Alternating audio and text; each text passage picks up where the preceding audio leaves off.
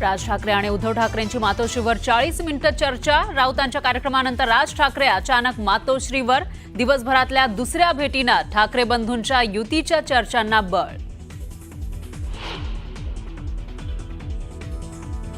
राज्य सरकारनं 2 दिवसांमध्ये नुकसानीचा अंतिम प्रस्ताव केंद्राला द्यावा, शरद पवारांची मागणी। तर मुख्यमंत्र्यांनी लवकरात लवकर शेतकऱ्यांना मदत करण्याचंही आवाहन।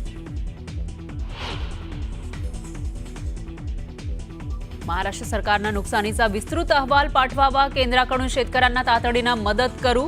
गृहमंत्री अमित शहांचं शेतकऱ्यांना आश्वासन।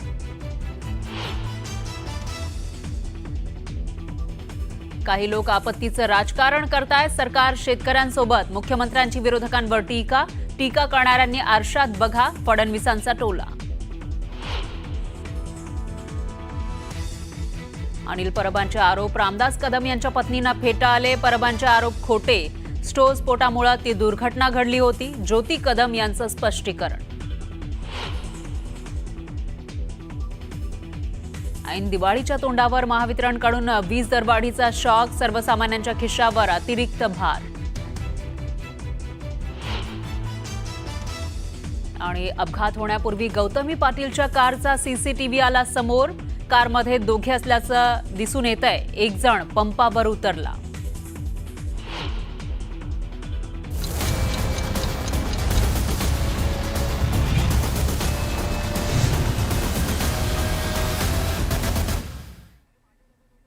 नमस्कार, मी फराह खान, तुम्ही बघताय महाराष्ट्राचा number 1 Marathi news channel news 18 Lokmat आणि प्राईम टाइम बुलेटिन मध्ये आज दिवसभरातील महत्त्वाच्या सर्व घडामोडी आपण बघणार आहोत।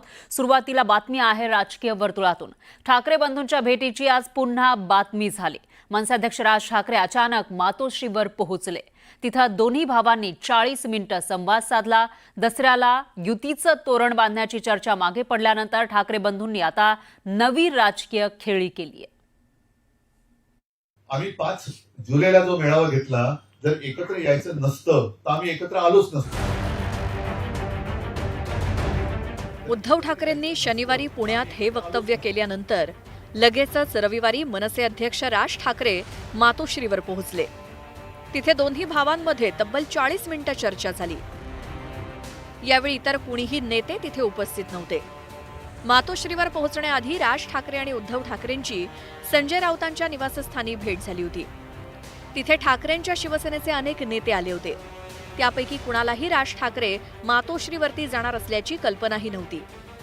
तर दसऱ्याच्या दिवशी दसरा मेळाव्याला राज ठाकरे उपस्थित राहणार असल्याचं मागील एका महिन्यापासून बोललं जात होतं।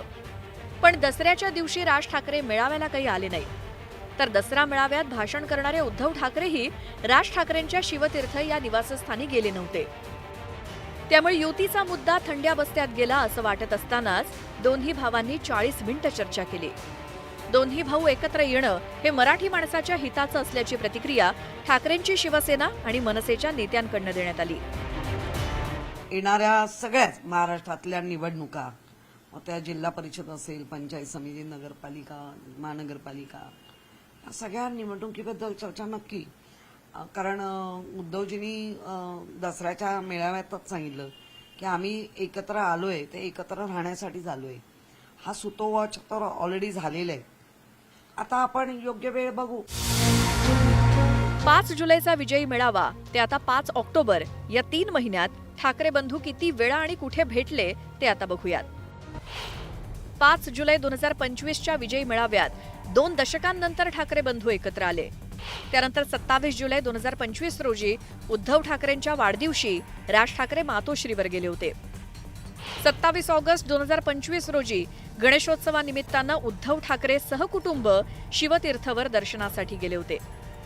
10 सप्टेंबर 2025 रोजी उद्धव ठाकरे संजय राऊत आणि अनिल परबांसह राज ठाकरेंच्या भेटीला शिवतीर्थवर दाखल झाले होते। तिथे त्यांच्यात तब्बल 2.5 तास चर्चा झाली होती। आता 5 ऑक्टोबर 2025ला राज ठाकरे मातोश्रीवर गेले। तिथे ठाकरे बंधूंमध्ये 40 मिनिटं चर्चा झाली। तर 2 भाऊ एकत्र येऊन संवाद साधत असतील तर त्यात राजकीय चष्म्यातून पाहण्याची गरज नाही, अशी प्रतिक्रिया सत्ताधाऱ्यांकडून देण्यात आली। आज एका कौटुंबिक समारंभाच्या निमित्तानं ठाकरे बंधू एकत्र आले। राज ठाकरे मातोश्रीवरती गेले। याकडं आम्ही फक्त 2 भावांची भेट याच दृष्टीनं पाहतो. ठाकरे बंधूंच्या भेटीमुळे इतर राजकीय बातम्या मागे पडल्या. अहिल्यानगरमध्ये केंद्रीय गृहमंत्री अमित शहा, मुख्यमंत्री देवेंद्र फडणवीस आणि दोन्ही उपमुख्यमंत्र्यांचे जाहीर कार्यक्रम सुरू होते. ठाकरे बंधूंनी नेमकं तेच टायमिंग साधलं. तर दुसरीकडे ठाकरे बंधूंच्या पक्षाची युती होणार असल्याचं स्पष्ट झाल्याचं राजकीय विश्लेषकांनी सांगितलं. मात्र युतीची औपचारिक घोषणा निवडणूक जाहीर झाल्यानंतरच होण्याची शक्यता राजकीय विश्लेषकांनी व्यक्त केली. दोघांमध्ये दुरावा राहत नाही आहे. दोघांनाही साहजिकच आपण जे आजवर संघर्ष केला त्यामुळे नुकसान झालंय असं कदाचित त्यांना उपरती झाली असावी असं म्हणायला जागा आहे. आणि दोघांनाही आता प्रभाग रचनेचा अंदाज घेऊन मुंबईमध्ये कसे उमेदवार उभे करायचे, ठाण्यात काय करायचं याचं त्यांचे आडाखे बांधण्याचं काम सुरू असेल. पडद्यामागेही तशाच हालचाली सुरू असतील आणि कदाचित त्याचाच हा एक अंक आहे. आणि अशा भेटींमधून त्यांचे समर्थक, त्यांचे पाठीराखे यांना एक संदेश जात असतो. उद्धव ठाकरे आणि राज ठाकरे यांच्यात मागील 3 महिन्यात 5 वेळा भेट झाली.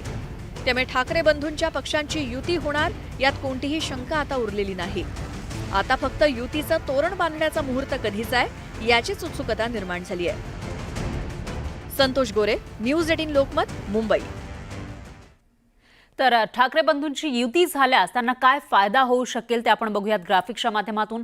दोन्ही ठाकरे बंधू जर एकत्र आले तर मराठी हिंदुत्ववादी मतदार ठाकरे ब्रँडकडे पुन्हा येऊ शकतो. हा फायदा या दोघांना होऊ शकतो. त्याचबरोबर विखुरलेली मराठी मतं एकवटली जाऊ शकतात. जी मराठी मतं विखुरली असं म्हटलं जातं, ही मराठी मतं या दोघांकडे एकत्र पडतील अशी शक्यता वर्तवली जाते. तर मुंबई, ठाणे, नाशिक, पुण्यामध्ये ताकद निर्माण होऊ शकते. पालिका निवडणुकीमध्ये याचा फायदा दोन्ही ठाकरे बंधूंना होऊ शकतो. मुंबई महापालिकेमध्ये ताकद दाखवल्यास दोन्ही पक्ष हे सशक्त होऊ शकतात असंही बोललं जात आहे. तर याच्यानंतर हा झाला फायदा ठाकरे बंधूंना होणारा. मात्र जर हे दोघे एकत्र आले तर महायुतीला कसा फटका बसू शकतो तेही आपण बघूयात ग्राफिक्सच्या माध्यमातून. याच्यामध्ये महायुतीचा हिंदुत्ववादी मतदार हा ठाकरेंकडे वळण्याची शक्यता आहे. जर राज ठाकरे आणि उद्धव ठाकरे एकत्र निवडणुकीला सामोरे गेले आता महापालिकेच्या तर महायुतीला फटका बसण्याची शक्यता आहे. शिंदेंच्या शिवसेनेला मिळालेली हिंदुत्ववादी मतं कमी होण्याची ही शक्यता वर्तवली जाते. हे दोन्ही ठाकरे बंधू जर एकत्र आले तर हिंदुत्ववादी मतं त्यांच्याकडे वळतील. शिंदेंच्या शिवसेनेला मिळालेली मतं कमी होऊ शकतील आणि हिंदुत्ववादी मतं, मराठी माणसांची एकजूट महायुतीला तोट्याची ठरू शकते असाही अंदाज लावला जातोय.